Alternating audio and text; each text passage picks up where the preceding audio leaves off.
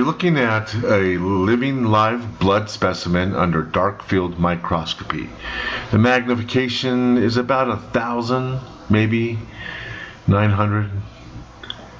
Now I want you to note the absence of spirochetes in the blood or bacterium.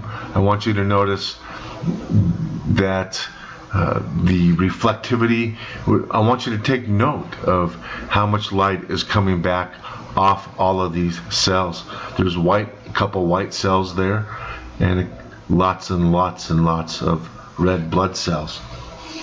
Because what we're going to do with this specimen is we're going to add a drop of copper 1, ionized copper, and water. Naturally, what you see is a flow taking place, and every single red cell that is teardropped in shape has a spirochete that infects it. This video is going to amaze you because this shows you the weaknesses and the strengths of many therapies that are being used. If you don't treat the inside of the red cell, you're going to run into problems. And I also want you to note how bright now all of these cells have become. They're glowing twice as bright, the white cells sometimes 3 times as bright as the frames I originally had just shown you. Once the current dies down, once the water flow slows down, you can see there's spirochetes wiggling, squiggling in longer chains in the bloodstream that were not visible before you applied the copper specimen. Many things ejected from the inside these cells that looked awful lot like spirochetes. The teardrop shape is due to a spirochete. The incredible thing about all of this is it's so beneficial in what it is telling us about this disease. This is the exact moment, an amazing piece of footage. This is the exact moment that the spirochetes were leaving the red cells. And you can see strands coming off those red cells, because what happens is the minute the spirochete hits the bloodstream, the copper attaches to one end like a magnet, and sooner than later the spirochetes end up attaching to one another in very long strands, connecting together like a set of bar magnets. They become immobile, they become much longer, those strands, and those white cells that are growing right before you from absorbing so much copper latch on to those strands and draw them in. The number of spirochetes is astonishing in this person's blood. This person had a 70% infestation and appeared pretty healthy. Now this specimen is of the same individual prior to the administration of the copper. You see before you a neutrophil, a white cell that's antibacterial.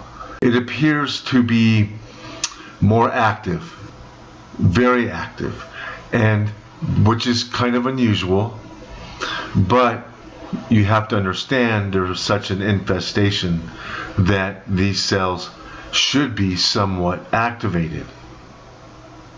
The biofilm in spirochetes protects it from the immune system, but this white cell appears to be trying to make its way to the bottom of the slide, where a bunch of infected cells are clumped together.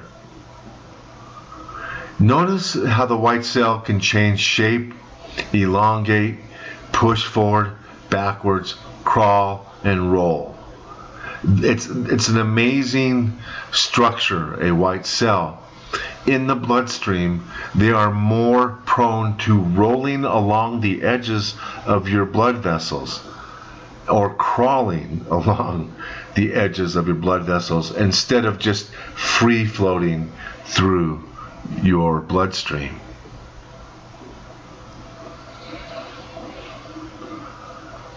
And that white cell, when it was exposed to copper, absorbed so much copper that the nucleuses tripled in size. And you notice you still are not seeing a whole lot of spirochete activity. So that gives you proof of how many spirochetes are actually in this specimen and hiding inside the red blood cells. Now remember, fatigue is the number one symptom, the first symptom of Lyme. And if your red blood cells are infested with a spirochete, you can understand how they may not be delivering the oxygen they need to deliver to your brain and to your bone marrow and to your organs. But once the copper was administered, everything glowed brightly, and you could see even pieces of copper attaching to the outside of some of these cells. But the spirochete chains were amazing. You can see them right here before your eyes. But notice how bright some of these cells have become. They're absorbing ridiculous amounts of this ionized copper. And these strands, just the longer you let the specimen sit, the longer those strands become as these spirochetes link up end to end. This is why people don't get rid of their disease. There's a second reason. It's called biofilm. So stay tuned for that, because we got some great ideas on blasting the biofilm. So we wish you a happy holidays. We bid you peace. But most of all, we bid you good health. This has been a Higher Truth production.